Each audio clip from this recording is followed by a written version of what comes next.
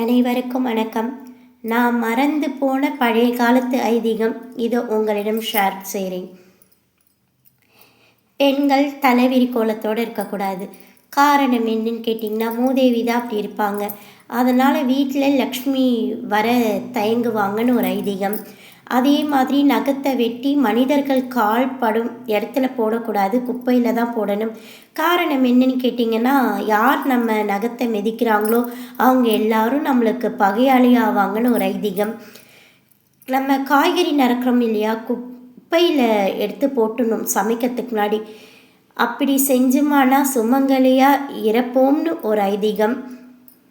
அதே மாதிரி நெத்தியில் குங்குமம் வைக்கிறோம் இல்லையா, நெத்தியிலேருந்து நேர் மகிடுக்கு வச்சுமானா குங்குமம், நமக்கு தாலி கட்டிய கணவன் வாழ்க்கையில் மேன்மேலும் உயிர்வாங்கன்னு ஒரு ஐதீகம்.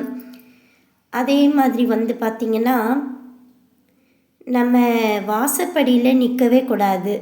வாசப்படியில் நின்றுமானா கல்யாணம் ஆகாமல் இருக்கிற பசங்களுக்கு சீக்கிரம் கல்யாணம் ஆகாது, கல்யாணம் தடைப்படும்னு ஒரு ஐதீகம். பெண்கள் வாசப்படியில் உட்காரக்கூடாதுன்னு சொல்கிற காரணம் என்னென்னா, மகாலட்சுமி வருவாங்களாம். அந்த மகாலட்சுமியை நம்ம தடுத்து உட்கார்ற மாதிரி, அதனால் உட்காரக்கூடாது. தலகாணியில் உட்காரவே கூடாது. ஆணாகட்டும் பெண்ணாகட்டும். வீட்டுக்கு கடன் சேரும்னு ஒரு ஐதீகம்.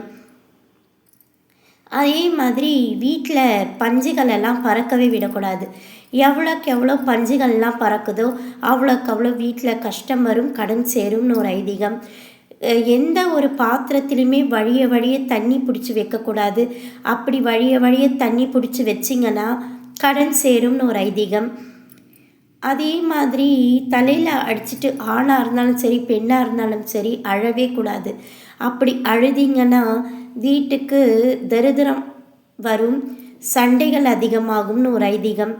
கதவை சும்மா திறந்து மூடக்கூடாது. அப்படி செஞ்சிங்கன்னா வீட்டில் எப்போதுமே சண்டை ஓயாமல் இருந்துக்கிட்டே இருக்கும். கதவு தாப்பால் ஆட்டவே கூடாது. அப்படி பண்ணிங்கன்னா வீட்டில் பிரச்சனை சிக்கல் தினந்தோறும் இருக்கும். அதே மாதிரி பார்த்திங்கன்னா, ஆணாகட்டும் பெண்ணாகட்டும் வீட்டில் அழவே கூடாது. பெண் அழுதா, அம்மா வீட்டில் அழுதா அந்த கூட பிறந்தவங்க அவங்களுடைய சொந்த ஆண்கள் அவங்க தலைமுறைக்கு பாதிப்பு ஏற்படும்.